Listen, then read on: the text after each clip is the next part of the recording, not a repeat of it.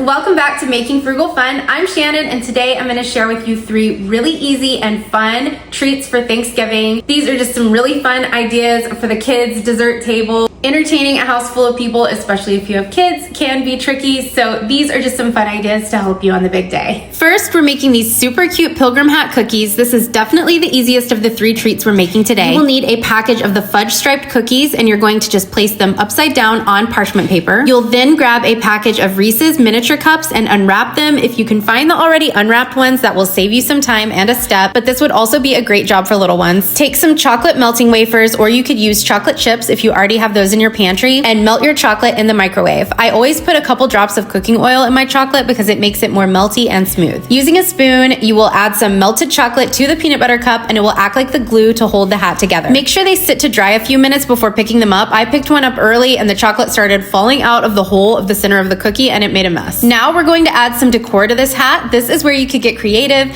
I'm using candy corn in the next recipe, so I already had them and thought they would make a cute hat decoration, but I've also seen people use M&Ms or Reese's Pieces to make the hat decor. So cute and simple.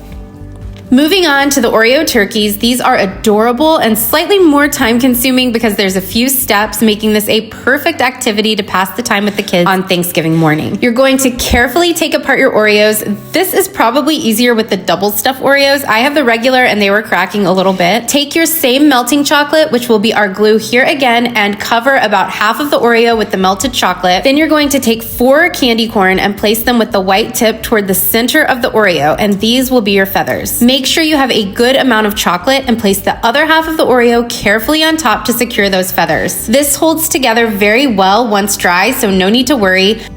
Now that you have your little turkey bodies ready to go, we can decorate with candy eyes, and again, I used candy corn for the beak, but I've seen this done so many different ways, so feel free to let your creativity run wild on this part. These look so cute on a Thanksgiving dessert table, you have to give it a try. This final treat idea is my favorite. I love Rice Krispie treats, and when I saw this idea on Pinterest, I knew I had to try it. I melted the butter and marshmallows using the Rice Krispie treat recipe straight from the box of cereal. Once the cereal treats were mixed thoroughly, I took out some of the mixture and placed it in a well-greased pie plate and pushed it up against the side to make it look like the crust of a pumpkin pie. I figured out later in the video that using parchment paper to help mold the cereal treats works really well, much better than a spoon sticking everywhere like crazy. Once the pie crust was formed, I added food coloring to the rest of the mixture, and that will be our pumpkin pie center.